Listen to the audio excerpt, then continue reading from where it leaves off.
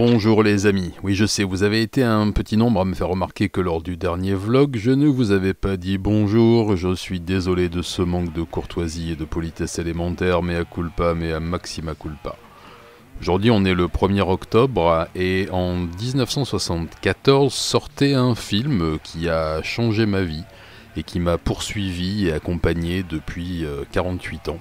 À l'époque j'étais un petit garçon et je n'en avais pas conscience, mais quelques années plus tard, il devait faire beaucoup de ravages dans le sens positif du terme dans ma vie. C'est The Texas Chainsaw Massacre de Tobe Hooper, Massacre à la tronçonneuse en français, qui reste pour moi un des films les plus importants de ma vie. Pourquoi donc ?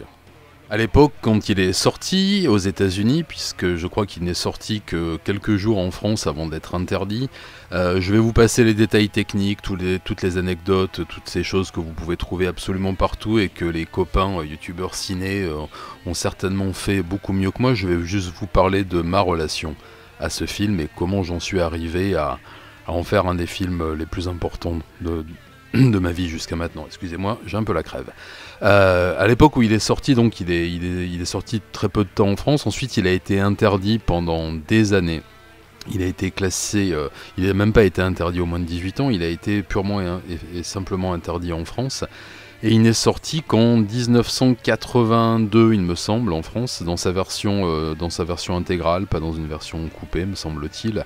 Mais c'est un film dont on parlait depuis très longtemps. Mon père, qui était cinéphile et fan des vieux films de la Hammer et des films dits d'horreur en général. Ah, j'ai encore fait les guillemets. On parlait souvent, on en parlait ensemble. Il était tombé sous le coup du film mythique, de cette espèce d'effet Streisand du cinéma, c'est-à-dire que, bon, ça n'arrive plus maintenant, je pense, mais des films interdits que l'on veut absolument voir, comme ça a été le cas avec Cannibal Holocaust quelques années plus tard. Et il se trouve que lorsqu'il est sorti en France, j'avais 12 ans, et je suis allé le voir. J'ai eu la chance de pouvoir aller le voir. Enfin, je ne sais pas si c'est une chance. On verra. On en reparlera peut-être plus tard. D'aller le voir avec mon père, qui a amené son fils de 12 ans voir un film interdit aux moins de 18 ans, parce qu'il se trouve qu'il passait dans un ciné-club de campagne dans la province dans laquelle j'habitais à l'époque, dans le sud-ouest de la France, et un ami à lui tenait un ciné-club, donc je suis allé le voir. Je peux pas dire qu'il m'ait réellement traumatisé, je trouvais ça juste... je n'ai que des vagues souvenirs, hein, c'était il y a 40 ans, mais j'en ai des souvenirs vagues, mais je sais qu'il m'avait déjà marqué sous divers aspects à l'époque.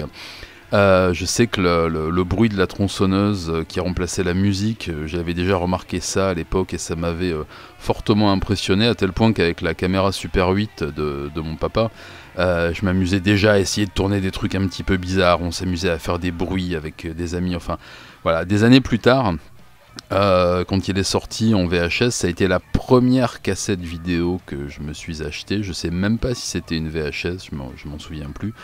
Et j'avais déjà été marqué par ce film, de par son aspect brutal, de par le fait aussi qu'il marque, alors ça c'est une conscience que j'ai eue des années plus tard, quand j'ai commencé à m'intéresser aux cultures underground, au punk, au metal, à tout ce qui m'a motivé dans les années 80 à devenir quelqu'un d'un petit peu bizarre, et en tout cas différent par choix.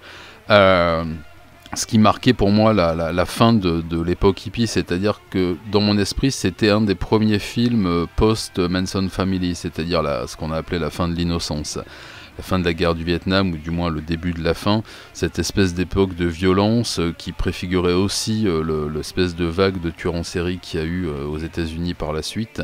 Et de cela, je l'ai intégré dans cette culture underground que j'appelais pas, et qui s'appelait pas encore la serial killer culture, mais qu'on intégrait dans nos musiques à l'époque. Et c'est un film qui a accompagné l'écriture de certaines chansons que j'ai pu écrire avec mes groupes, et qui continue de le faire. Je sais que j'y pense assez souvent quand j'ai des images pour écrire une chanson, ou pour peut-être penser à un clip ou à quelque chose, même dans la façon dont je mets mes vidéos en forme, dans le choix des images, dans le choix des filtres, dans le choix des musiques, je repense à ce film. Je sais que c'est pas le meilleur film du monde, il a même été souvent critiqué. Une fois de plus, je vais pas revenir sur l'aspect technique, je vous laisse aller voir les vidéos des copains pour ça. Mais c'est un film qui m'a marqué de tout temps, à tel point, encore une fois, quand je suis parti jeune adulte faire mes études aux Beaux-Arts hein, et que je prenais une petite option cinéma, c'est le film que j'ai présenté dans mon mémoire. Alors à l'époque, il faut savoir que le cinéma d'horreur était considéré, en tout cas par les profs de ciné que j'ai pu avoir à la fin des années 80, comme un sous-genre, des espèces de B-movie pour ados décérébrés totalement inutiles et sans aucun intérêt, tout juste bon à être diffusé dans les drive-in. Mais j'ai essayé d'en détacher la substantifique moelle, comme disent les abrutis qui n'ont pas de vocabulaire, comme moi, pour essayer de prouver au monde, parce qu'à l'époque j'avais ce sentiment d'injustice, en disant mais regardez, je vous jure que le cinéma d'horreur est un cinéma à part entière. C'était compliqué. Voilà. Je vais m'arrêter là parce que je ne vais pas non plus vous monopoliser pendant des heures, j'aurai peut-être une tonne de choses à dire, je vais couper la caméra 5 minutes et j'en reparle. Allez, avant de se quitter, il faut que j'en parle encore un petit peu.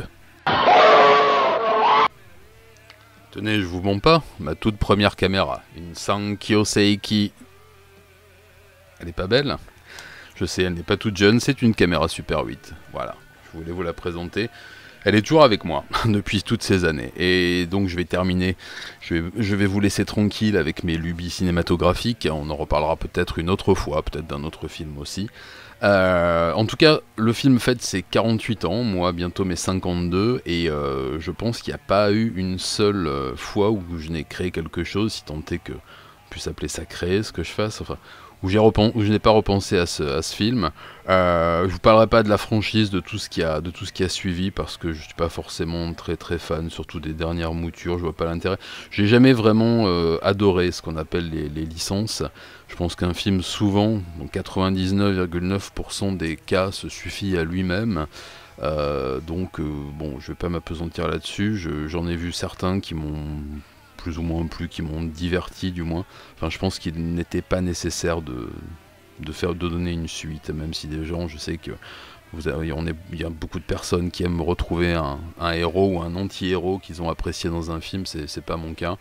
Voilà, je voulais vous parler de ce film. Voilà, je sais pas si ça vous intéressait ou pas. En tout cas, moi, ça m'a fait plaisir de vous livrer un petit peu mon ressenti sur cette pièce et ce monument du cinéma horrifique.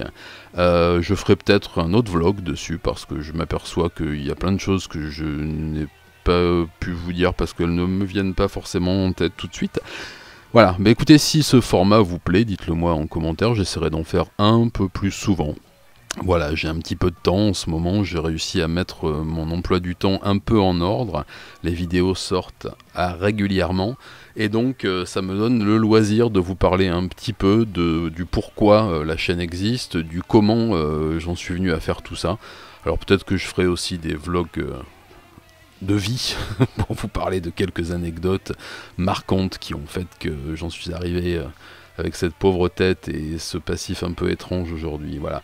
Une fois de plus, hein, mettez des petits commentaires pour me dire quels sont vos ressentis par rapport à ce film, s'il a une importance dans votre vie, si c'est un film qui vous répugne, si c'est un film que vous n'avez jamais vu parce qu'il vous fait peur. Enfin voilà, ça m'intéresse. J'en parle souvent avec des amis cinéphiles ou juste amateurs de cinéma. Moi je suis un amateur de cinéma, hein, je suis pas un cinéphile. Pourtant je regarde en moyenne 1 à 2 films par jour depuis plus de 40 ans, et j'arrive pas à me considérer comme cinéphile parce que souvent la simple émotion du visionnage d'un film me suffit sans avoir besoin de le décortiquer. Celui-là pourtant je l'ai décortiqué quelques fois, mais tel n'est pas mon propos aujourd'hui. Allez, je vous laisse, je sens que je deviens pénible. Donc n'oubliez pas de commenter, abonnez-vous si vous n'êtes pas encore abonné, on se retrouve pour une grosse vidéo. Bah là je vais sur la première de Petit Satsujin 61 dans 10 minutes. Voilà, allez, bonne soirée à tous, allez voir des films qui font peur parce que ça vous fera du bien forcément. Je vais ranger ma petite caméra pour pas l'abîmer et on se dit à bientôt. Matane. Boum dans le micro. Stop.